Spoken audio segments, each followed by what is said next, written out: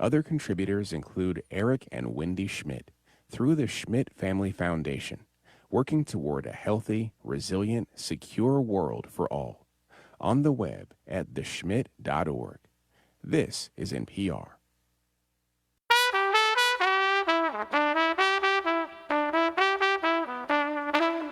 This is Charlotte Talks. I'm Mike Collins. In Washington, budgets are supposed to be passed each year, but increasingly, Congress has been relying on the passage of continuing resolutions to keep the lights on.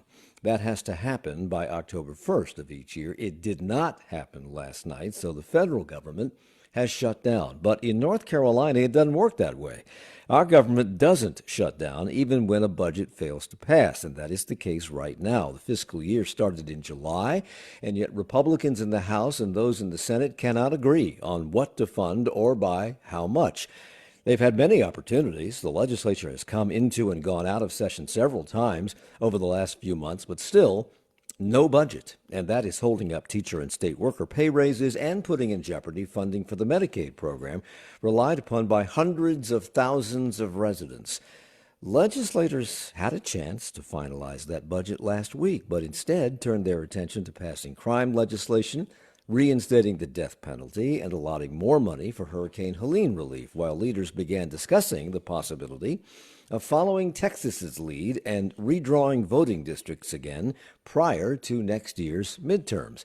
So here to catch us up on all the goings-on and the things not going on in Raleigh, we welcome back Bryan Anderson, whose Anderson Substack Newsletter covers all things swirling around North Carolina politics. Also with us is Kyle Ingram, politics reporter for the Raleigh News and Observer, and Adam Wagner, editor and reporter for NC Newsroom, which is a journalism collective, which WFAE is part of. Good morning, everybody. Thank you for being here. Welcome.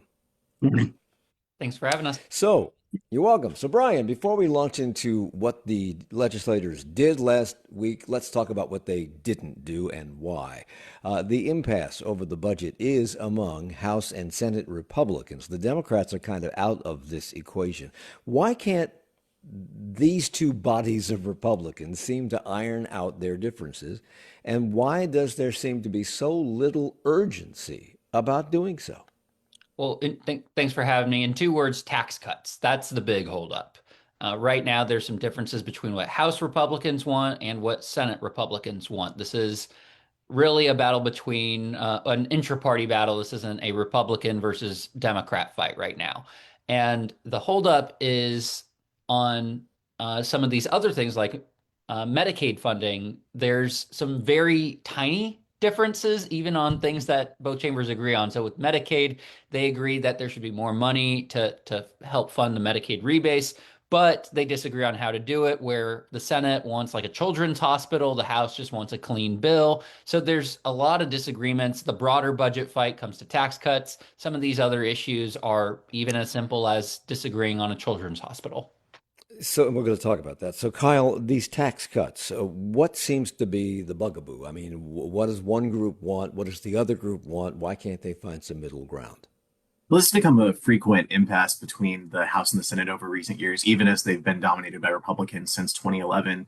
The Senate tends to want more aggressive tax cuts than the House. And recently, when House Speaker Destin Hall spoke to reporters, he said that earlier agreements on more aggressive tax cuts just don't make sense anymore with inflation. He blames the Biden administration for inflation raising in 2023, says we have to ease up on some of those tax cuts. And the House also wants higher raises in a lot of cases for teachers and state workers than the Senate is willing to agree to. Wow. So, Adam, this has been going on for the better part of the year, and we're coming toward the end of the year. We're now in the fourth quarter as of this morning. How long are they likely to defer a decision on passing a budget? Because this budget goes into effect, when it goes into effect, it is allegedly in effect for 2 years. Yeah, I mean, they could go for the full 2 years. They don't need to pass a budget. North Carolina has a provision in its law that if the General Assembly doesn't pass a new budget, funding levels continue at the prior year. So that takes some heat off of the legislators right now. But it does mean that things like state employee raises aren't happening. And that's especially kind of in question right now with the state health plan getting more expensive this coming year. Teacher and state employee pay raises are hanging in the balance, as you've already mentioned, Brian, as is funding for the Medicaid program. We have heard, what have we heard from teachers and state employees about these raises being held up? Are they upset? Are they pushing for this? What are they saying? Yeah, they're not happy, understandably so. And, we talked just about Destin Hall's comments on inflation. Well, that affects everyday North Carolinians like teachers too, and they're not getting raises that can keep up with the pace of inflation. And the governor and the House Republicans are pretty much in line that there should be a sizable increase in teacher pay. The Senate wants a very, very small teacher pay raise, and there are step-up increases that were approved, meaning like, let's say I've been a teacher for 3 years and now I've been a teacher for 4 years. Well, if there's a salary difference between that, that is reflected, but that's not really a raise. That's just kind of reflecting the salary schedule with your years of experience. So that has happened, but that's pretty much it. So cost of living adjustments, teacher pay raises, those are some of the things that are unfortunately impacted by this budget impasse. This gets a little sticky when we start talking about Medicaid.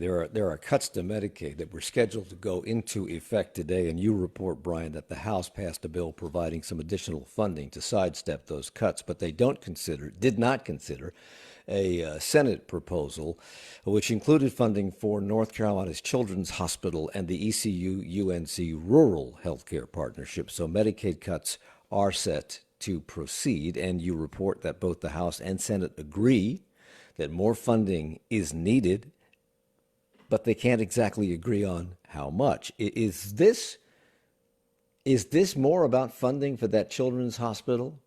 Or is it more about the fact that Republicans were reluctant to come to the Medicaid table in the first place, and they don't really care whether it continues in its current form?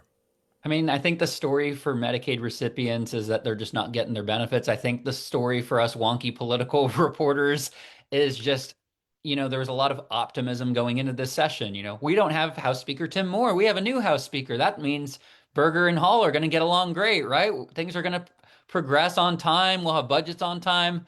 Not so much. And so I think the issue that you have seen in part is with a new House Speaker, he has new legislative priorities than his predecessor does. And you're seeing that play out where maybe Berger was caught off guard, frankly, by that. And I think that has been a big trend line to follow, to keep following.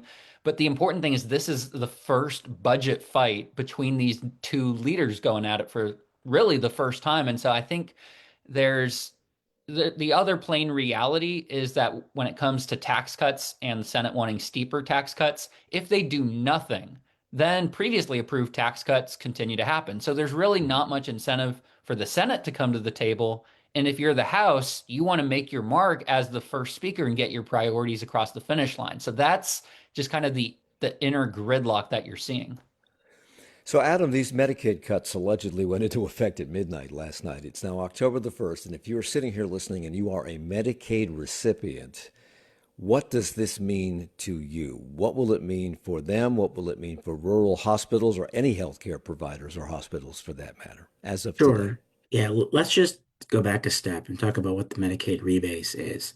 So basically, every year, the General Assembly needs to set a new, things like inflation happen, things like the number of people enrolled in Medicaid happen.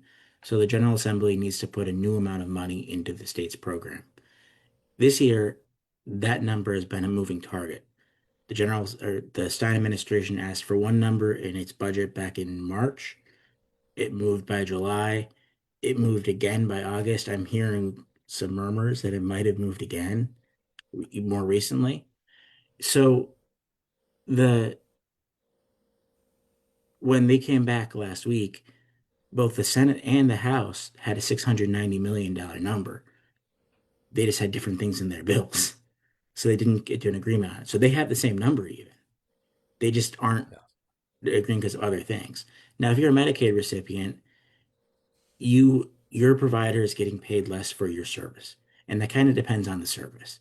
If you go to a hospital, it's 10% less. It's kind of all over the place, usually between 3 and 10%.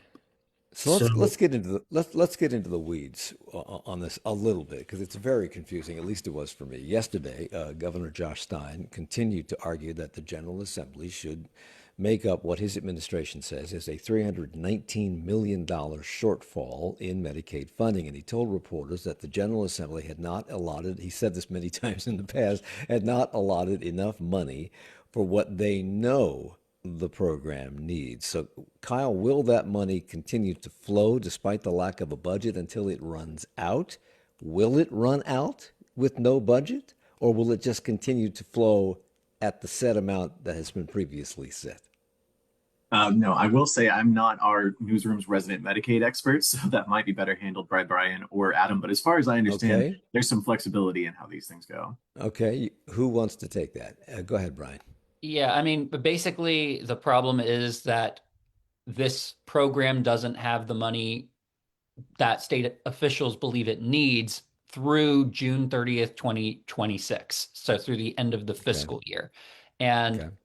what Stein is arguing is that, the target has moved because enrollment has moved, things have changed, costs have risen up. And so if you're a Republican legislature, you're pointing the finger at the governor and his administration saying, you keep moving the goalposts on us and we have plans to come back, but we can't keep playing whack-a-mole here, or it takes time to do these proposals, usually not spur of the moment.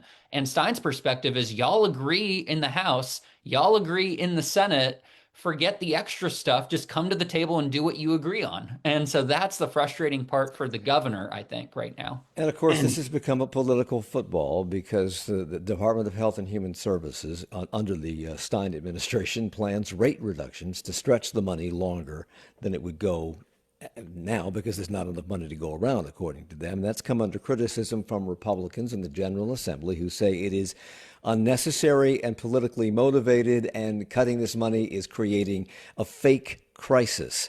But earlier in the year, the General Assembly did agree to take the money from $500 to $690 million should the budget pass. So they acknowledge a problem there. Otherwise, they wouldn't have done that. Who's going to get the blame for this? Are Democrats going to get the blame for handing out less money over time to stretch out what's there to them, or Republicans for not settling their differences, passing a budget, and increasing the amount of money that they have acknowledged needs to be passed? I think that's really a moving target. And it's important here to say they don't need to pass a full budget to do this. They can do this in a separate bill. They can fund the Medicaid program separately, like they ostensibly tried to last week. Yeah, Yeah. Mike, I think as far as who's to get the blame, I think you'd referenced a post from Senator Berger, or there was something in there about pointing fingers of the governor being political. The immediate reaction. So on Monday last week, I asked Senator Berger, I was like, so if assuming the House doesn't take up your bill, which surprise, surprise, they didn't, who's to blame? And he initially said, ask the House about why they went against their word on 2023 budget. And then the next day he's like, well, let's point fingers at the Democratic governor. And then when I asked Speaker Destin Hall in the House who's to blame, he was like, ask the House about what, we don't change things back and forth from session to session. I'm the new speaker. We have different priorities maybe. And so the immediate reaction among Republicans was to blame each other on the House and Senate side. And then it seemed like the next day they might have gotten their messaging in line and said, maybe we could unite against the Democrat. So clearly there's blame to go around on all three sides, House, Senate, and the governor's mansion. And the legislature does not plan to reconvene until October 20th. We're going to talk about that and more when we come back at Charlotte Talks on WFAE. On the next Charlotte Talks, it's fall, time to pack up the gardening tools, let your garden go to seed, and take a much-needed break. No, wait, that's wrong. Some plants thrive in the fall, and some experts argue that fall is the best season of all to garden. We hear from some of those experts about fall gardening and about what you should be doing right now, tomorrow at 9 on 90.7 WFAE.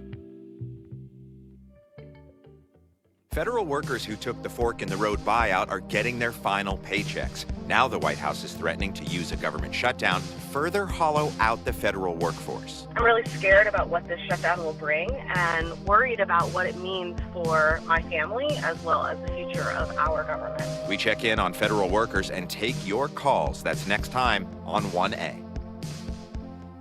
Join us this morning for 1A beginning at 10 on WFAE.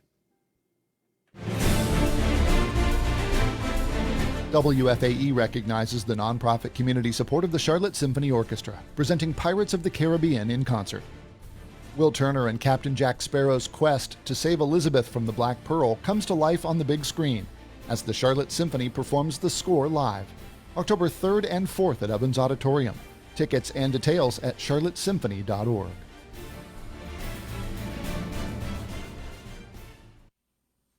It's Charlotte Talks on Listener Funded 90.7 WFAE and WFHE. I'm Mike Collins. We're talking about, we're giving a little legislative update here this morning to find out what they did and didn't do in the most recent get-together in Raleigh, which was last week. And we're talking about it with Adam Wagner, who's editor-reporter for NC Newsroom. Kyle Ingram is a politics reporter for the Raleigh News and Observer. And Bryan Anderson is a freelance journalist who runs the Anderson Alerts Substack Newsletter. I left out the word alerts in the last time I mentioned it, and that alerted Bryan to tell me to put that in. So I've done it.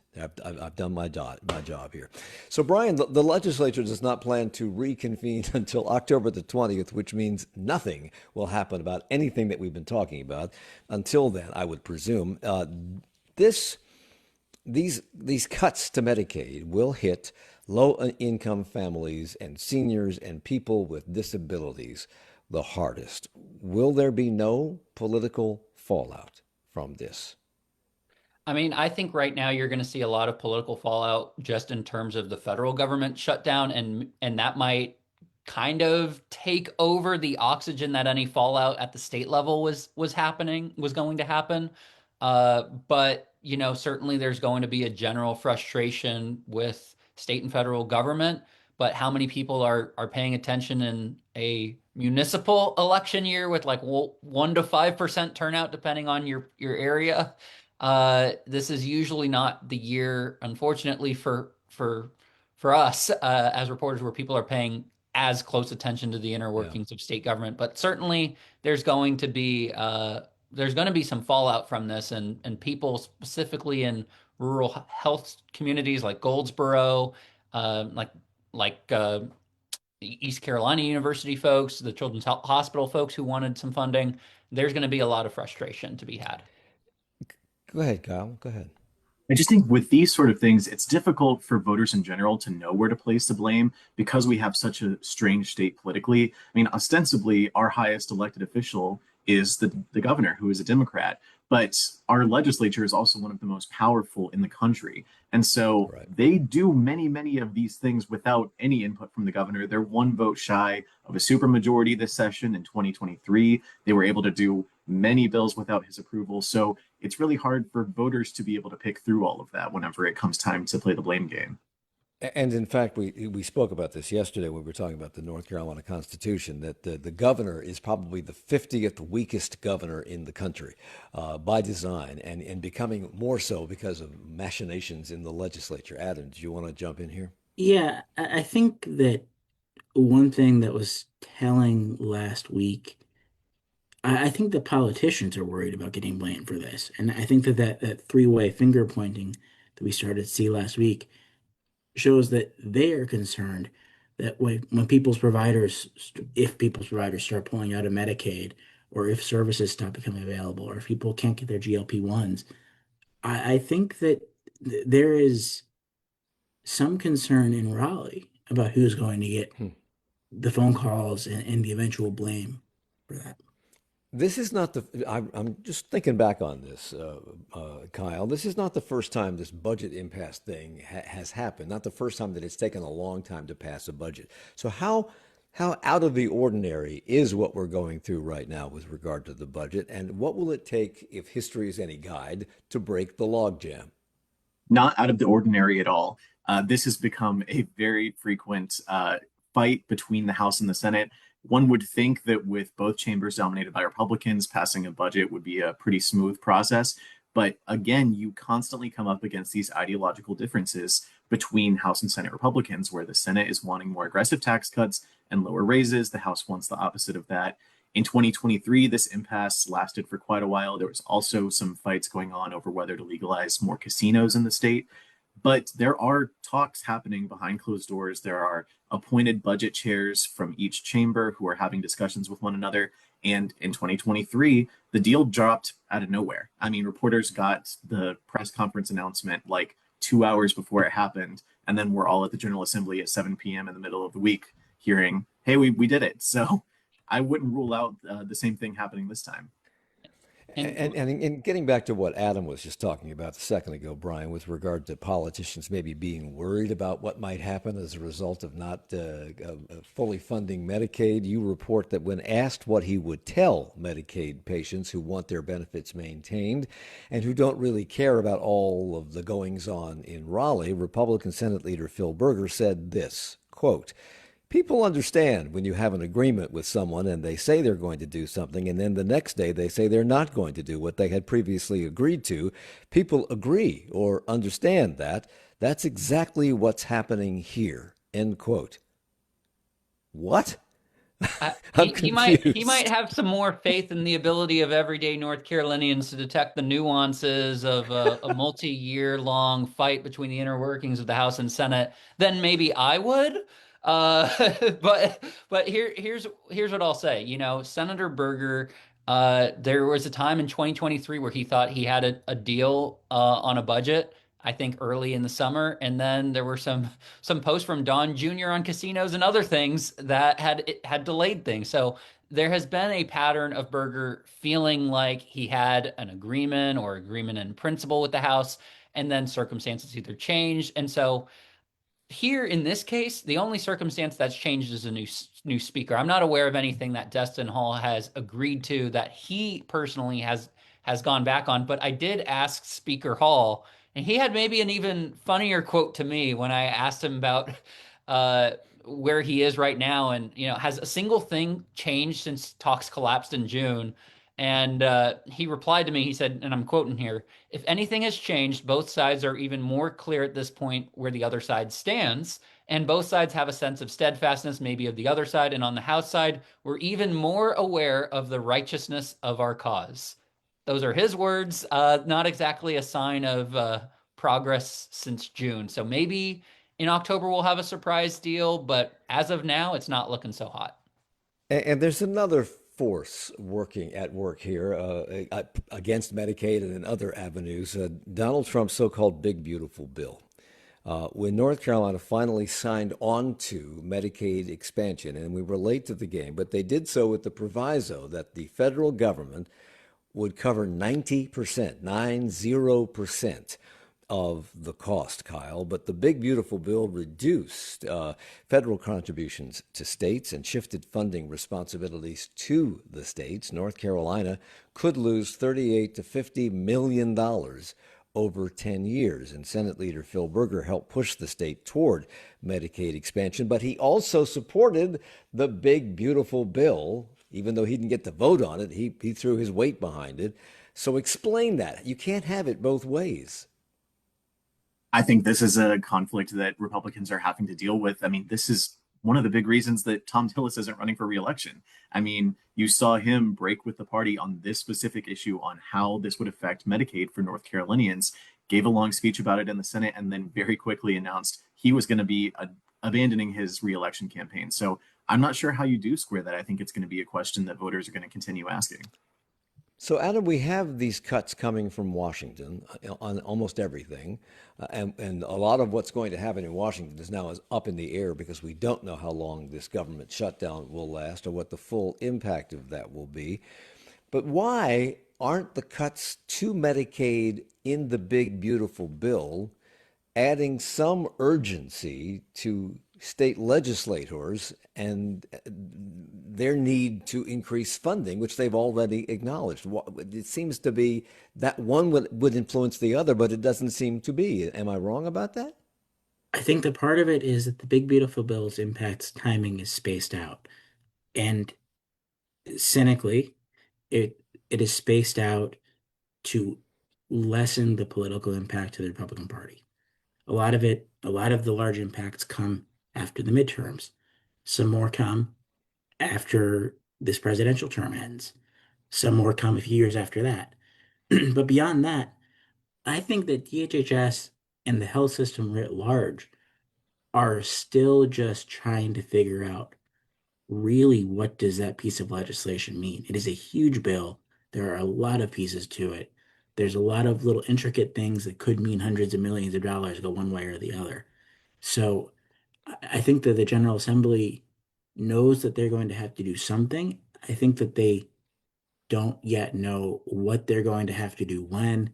And we've seen that this General Assembly does not throw hundreds of millions of dollars around without knowing exactly when and why they need to do it. So cuts are kicking in today in North Carolina, Bryan. And if Adam is right, and Adam is not the lone person saying that a lot of these provisions of the big, beautiful bill are by design scheduled to kick in after the 2026 midterms and then again after the next presidential election. So they won't be felt by many people until it's too late. But we're already feeling some of this, it seems to me. So do you think average people understand that things are getting bad now, but they're really going to get bad after the next election?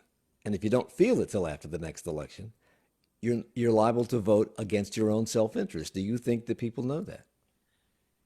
I think people are going to start seeing tangible impacts in this month. Not everybody who's on Medicaid goes to the doctor frequently.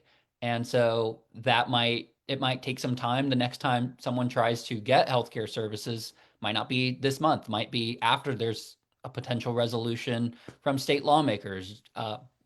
But what I would say is, to Adam's point, this for at least for the federal government side and how it impacts North Carolina, the sky is not falling tomorrow. The sky is falling probably 2 years from now, maybe a year from now.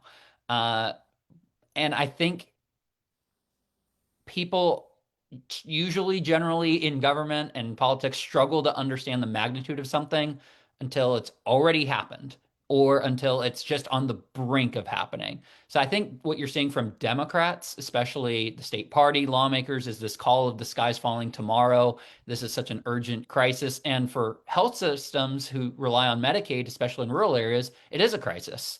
But for tangible, everyday North Carolinians, the immediate impact right now is maybe some longer delays, some cuts to services, and no GLP-1 drugs like Wegovy. If you use that solely for like weight loss, but if you use it for things like other chronic conditions, then it's still a benefit. So it's complicated, but the bottom line is I don't think the urgency has set in yet because the issue is not most imminent for another year or two. So here's what I don't understand, Kyle. Clearly, average people don't follow this like reporters do, and they may not know what's coming down the pike, even though we've been talking about it for 3 years. They have their lives to live, and they're not paying attention, while we are, because that's our job. So a lot of the individuals who are going to be affected by these cuts to Medicaid and the federal cuts to the Affordable Care Act are people who don't have a lot of heft when it comes to political influence. They are lower socioeconomic people. Many of them don't vote, and therefore maybe they're getting the short end of the stick. But hospital systems, healthcare providers are also being impacted by this. They are powerful lobbies. Why aren't they kicking up some dust? That's a great question. And I wonder if we'll see more activism from them as we reach the midterms closer. I mean, as you mentioned, these are powerful PACs. They have influence in North Carolina. There's nurse associations, physicians associations, and they invest in these campaigns. And I wonder if there's even conversations happening right now about how to best respond to this, whether it be funding primary challenges or whether it be shifting their support to another party. I'll just say, Mike, from the perspective of if someone were a lobbyist, you kind of want your work to be a little bit behind the scenes. You don't want to be outwardly criticizing the speaker and Berger. That might not bode well for your fortunes. So just because we're not hearing these advocacy groups speaking very loudly, that doesn't mean activity isn't happening behind the scenes. Okay. Let's talk about, we've been talking about things that didn't happen in Raleigh in the last week. Let's talk about some of the things that did. Adam, the murder of Iryna Zarutska on August 22nd on Charlotte's Blue Line commuter train or light rail train has gotten international attention, and last week the legislature passed a bill called Iryna's Law. Were the provisions in this bill, which we will talk about in a moment, were they even on legislators' minds prior to this heinous murder? I don't believe so. I think that Iryna's murder and the circumstances that led up to it really led directly to the package that we saw. The one thing that was in there that has been tried before was Senator Berger's effort to kind of revitalize the death penalty in North Carolina. And this has become a package that could allow for that. And to be clear, the death penalty was never taken off the books. They had hit the pause button on it, I think in large part because we were using lethal injection. Those drugs became very difficult to get, and there was some question about the humaneness of using them if you didn't use them correctly, if there is a correct way to use them. But now they've unpaused the pause button. But what else is in this bill, this Iryna's Law bill, Adam, that they passed last week? So there are some more prosecutors from Mecklenburg County. There is a new kind of level of oversight of magistrates who make these decisions every day to what bail to give people. Should you be on a secure bond? Should you be on unsecured bond? If someone comes in and they have a history of mental illness and violent crime, the magistrate is now going to have to justify that decision in writing, which is an issue that we saw with the Carlos Brown, the person that killed Iryna Zarutska. There is no longer a written promise to appear. There would no longer be a written promise to appear in state law. So now there will be some kind of bond, almost no matter what. Carlos Brown is free on a written promise to appear. There's a litany of changes. As far as the death penalty goes, it would put a time, basically a shot clock on the appeal process of 2 years. There are death penalty appeals in North Carolina that have been going on for decades. And it would also do this thing where lethal injection would be North Carolina's basically preferred method of execution. But if it isn't available, the state would need to pick another method. And it would need to be one that's already in use by another state, which would mean things like it would need to be like the firing squad or electrocution or asphyxiation by a certain kind of gas. Republicans position the bill as one that would make North Carolina safer, Bryan, but Democrats say it's about politics. They criticize the bill for not focusing enough on the root causes of crime, including mental illness. And the man who murdered Iryna Zarutska allegedly suffers from schizophrenia. His family had him committed. He could only be committed for 7 days, I think, before they had to release him. Are there any provisions for treatment or for mental illness, or only provisions for punishment? Are there parts of this bill aimed at prevention, like treatment for mental illness, versus punishment, which is reactive rather than proactive and really doesn't prevent crime? There are some involuntary commitment changes that are there. So that's not just a after the fact accountability measure. That's also trying to be a little bit more proactive. But to your point, there's a lot of funding that's not in the bill. Okay, I asked you a question that you really couldn't answer in the time allotted. I'll maybe give you more chance on the other side of the break. Coming up on 1A, federal workers are hit with a government shutdown that leaves future paychecks in question. 1A checks in on the federal workforce and hears your stories. That's at 10 on WFAE.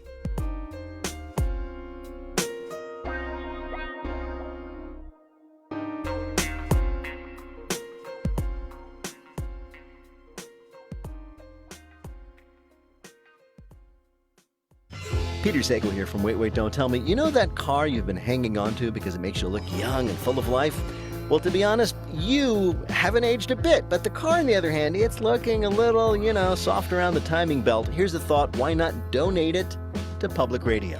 you will still look fabulous. Maybe more so as you bask in the glow of doing the right thing for your favorite NPR station. It takes years off you. Here's how to donate. Visit WFAE.org/cars to learn more. Support comes from the Burke Arts Council presenting the Carolina Primrose Quartet, blending classical, folk, pop, and original works.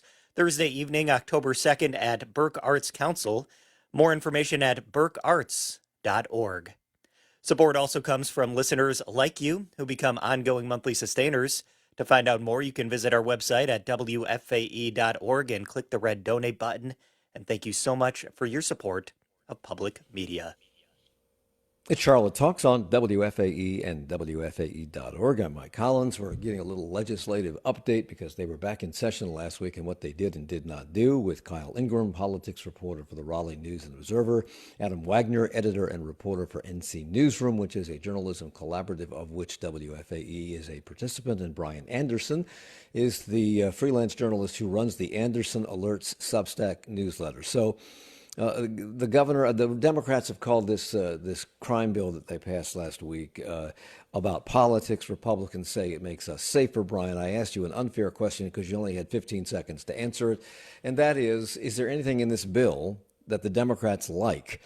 In other words, a lot of it seems to be reactive, and punishment, you can argue this till you're blue in the face, I suppose, but even the death penalty may not be a deterrent to crime, particularly if the person committing that crime has a mental problem for which there is no treatment or limited treatment for that, which would be proactive. So is there anything in the bill that's proactive? Yes. And so what I'll say first to your point on Democrats and how they're labeling this bill, it had support of 17 House Democrats. That's kind of forcing Stein's hand here. Like if he signs it or doesn't sign it, you're not going to keep 17 House Democrats in line to sustain a veto. So this bill should become law one way or the other, regardless of what the governor does, because it has that strong support from House Democrats. That's over a third of the caucus. So it's not a complete party line issue. What is proactive in the bill? There's more explicit instructions for magistrates on how to deal with these potentially violent individuals with mental health issues. And so basically court officials could try and be more proactive in getting mental health evaluations. There's also a collaborative that's directed to study execution methods and the intersection of mental health and criminal justice system. But as reporters know, task forces and commissions aren't policy-making entities. They are ones that may make recommendations that reaffirm what lawmakers had already thought and just need an excuse to point to in order to implement. So the biggest criticism I have heard of the bill is that there isn't enough mental health funding, which is what many Democrats see as the root of this and so many other problems.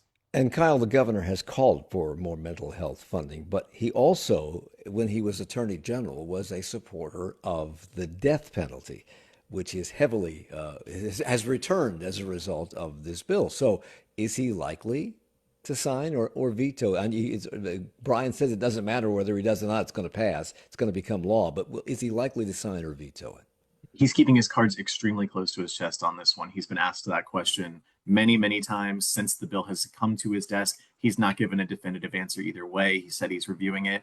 I see this as a super difficult political decision for him to make. Obviously, there is a lot of anger about that murder. That was a horrible event for Charlotte and for the state. And people want him to act on this, but it would also require him to do things that I think would go against some of his base, some of the party's wishes. And I did want to note, I think this bill appeared to have a lot more Democratic support before it was amended. So when this first went to the Senate floor, it didn't include the provision about using different methods of execution if lethal injection was ruled unconstitutional. Senate Leader Phil Berger added that as an amendment on the floor, and you immediately saw Senate Democrats be completely shocked by this change. And that is when they started getting up and filing their paperwork to be marked as absent or present on the vote and walking out to not vote on it and not give their support. I think if you hadn't seen that amendment, it probably would have passed with broader Democratic support. This This murder on the Blue Line has launched a series of investigations at every level of government, from the federal government on down. And this week, I think it was Monday, a U.S. House Judiciary Committee subcommittee on oversight held a field hearing here in Charlotte entitled Victims of Violent Crime. This was a reaction to Iryna Zarutska's murder, at which Republican members of that committee criticized Charlotte's judicial system as a, quote, revolving door for criminals, and which sparked debate over bail reform and mental health services, including funding for prosecutors. Adam, I think it was you that pointed out that Raleigh did provide more funding in this Iryna's bill for prosecutors. I think 10 additional prosecutors will be coming to the district attorney's office. Spencer Merriweather, our district attorney, has complained for years on this program about not having enough prosecutors. And in fact, over the last, I think, 10 or 15 years, he's only been able to add one in a city that grows by 150 people every single day. So if we get 10 prosecutors, but you don't get greater court capacity, what good is that? Because there's already a backlog of cases in the courts. The courts complain that they can't handle the cases that they have now. So now you have 10 extra prosecutors. Is there anything in this bill to increase the court's capacity? Adam? Not that I saw. There is more oversight of them. So there is more kind of pressure on magistrates to do their jobs well. But no, there weren't additional magistrates or additional clerks or additional office staff or anything like Well, that. it's also additional judges, because if you can't bring a case to trial because there's no room in the courtroom and there's no judges to try the case, then what? That is the question that the courts, too, have been asking in Mecklenburg County for years. Brian, the courts have also been criticized, and this came up in this conversation, for how magistrates rule on these hearings that lead to whether a person gets bail or serves time in jail prior to their going to trial. And much of that routine has been the Democratic government of Charlotte has been getting criticized for this, but much of that is prescribed by state law, which was written and passed by the Republican legislature. And a couple of years ago, WBTV revealed that magistrates throughout the state have fewer qualifications, less oversight, and more power than similar judicial officials in other states. What does this law do to address that? One thing we reporters have joked about is the Chief Justice of the Supreme Court and the state auditor have gotten a lot more powers than the governor lately, and in some ways are more impactful. And one of the ways in this bill create some change is with Chief Justice Paul Newby, where he can basically see a problematic magistrate in his eyes, or someone who is creating a quote unquote revolving door, and they could the Chief Justice could create a pathway for that person to be fired, like basically initiate suspension proceedings. And that's an accountability measure on the magistrate. But aren't these magistrates following the rules set out by the legislature that govern who can get out and who can't get out? So why would firing the magistrate be the answer to the question, as opposed to changing the rules? That's a very good point, and that's something lawmakers are saying. This is kind of a starting point of the bill. But the other thing I would just say is there was a pretrial integrity act. There have been other laws in the past where lawmakers have tried to do this. But to your point, it's been a GOP legislature since 2011. And no matter what is happening here in Charlotte and Mecklenburg County, with this incident that happened in August, a Democratic lawmaker pointed out to me, even if the magistrate wanted to prevent this person from being off the streets, they would have gotten back on the streets in like April or May, because of statutory requirements allowing like mandating how long you can hold someone. So to your point, there is only so much people can do because of maybe the strictness of these laws. And that's a conversation lawmakers are still having. This is kind of how they presented it, as like our first attempt to address this. Yeah. And Kyle. just jumping in there for a second, I think it was, Brian, I think it was your question at the original press conference about what in this bill would have actually prevented this. And I think if you want to recall Berger's answer to that. Yeah, so I had basically, asked what would be done to prevent this, and there wasn't a great answer. There was some finger pointing on magistrates and executive orders and a desire to create more accountability, but I'm not aware of, how this would be prevented other than maybe the magistrate would have gotten suspension proceedings because of this that could now be initiated by the Supreme Court justice. So really, it's hard to say whether this would have prevented the Charlotte incident from happening, but based on the statutory law, it seems like that criminal might have been able to go back on the streets. Kyle.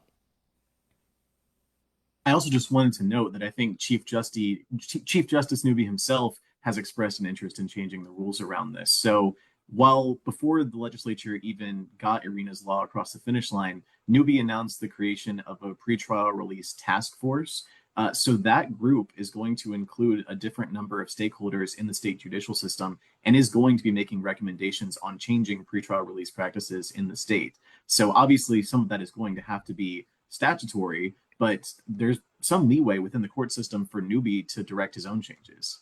I want to ask a question that none of you may be able to answer, and that's okay if you can. I just want to know if you can. And that is this. The individual who allegedly killed Iryna Zarutska had been in the court system for years on much lower level crimes than this. And there has been a push by the district attorney here over time to have cashless bail, because his argument is that for these low level infractions, if you can't make bail, then your life situation gets worse because you're in there for something that really doesn't matter. It doesn't threaten the community at large, but it could cause you to lose your house, your family, your job, etc. So they have this cashless bail system. But would this individual, the Carlos Brown, have gotten out of jail with an allegation of murder?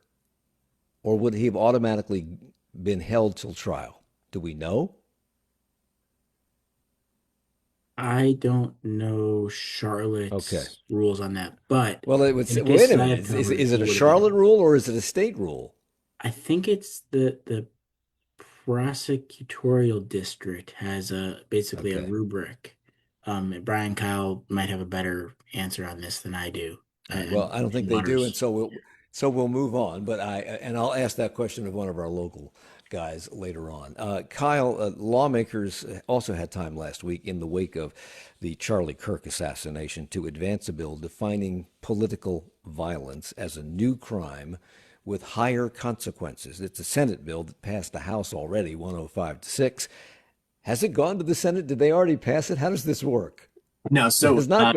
So it's a Senate bill that the House voted on first. Okay. Yeah. So once we reach the crossover period, which is when bills have to cross over into each chamber, things can get a little wonky where one chamber can take a bill that's already passed another chamber and then basically completely gut it and rewrite it. And that's what happened with this one. So when the Senate originally passed this bill, it wasn't the political violence bill.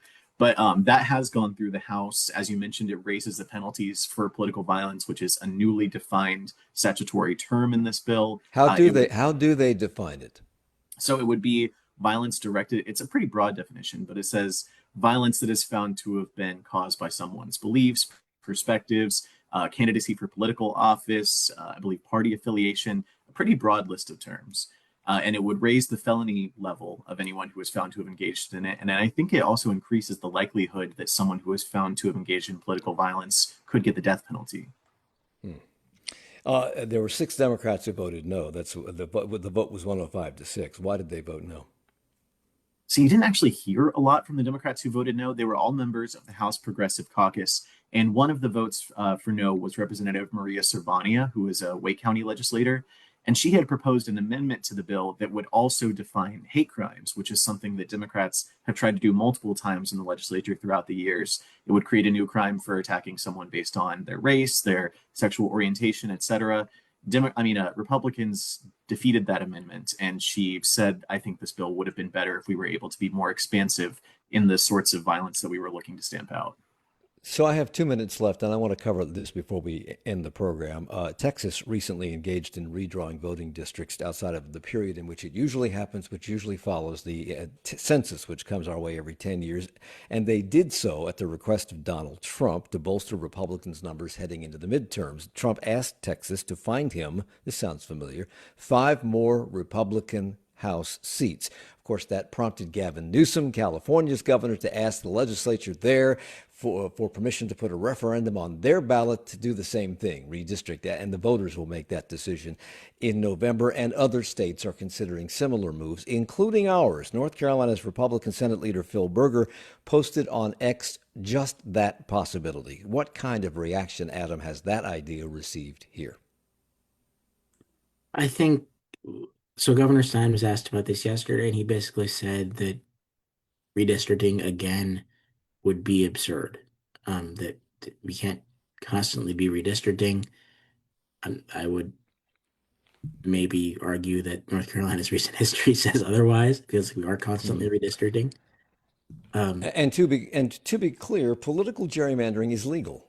Racial gerrymandering is unconstitutional, but the Supreme Court says political gerrymandering is legal. But as you report, Kyle, Phil Berger, in announcing his thinking on X, called out California Governor Gavin Newsom for trying to, quote, steal the Republican majority in Congress.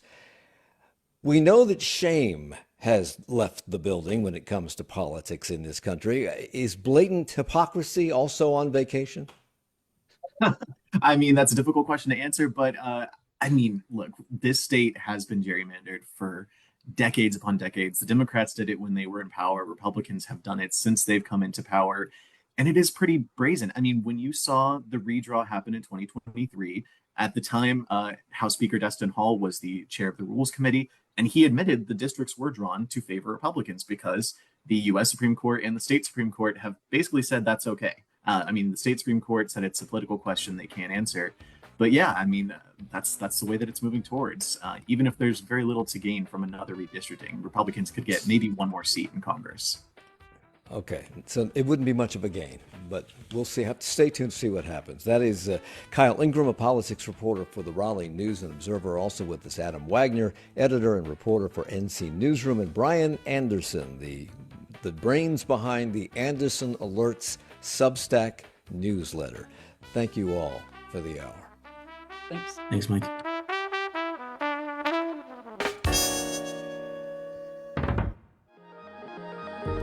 Charlotte Talks is a production of 90.7 WFAE. Support for Charlotte Talks comes from Mazda of South Charlotte.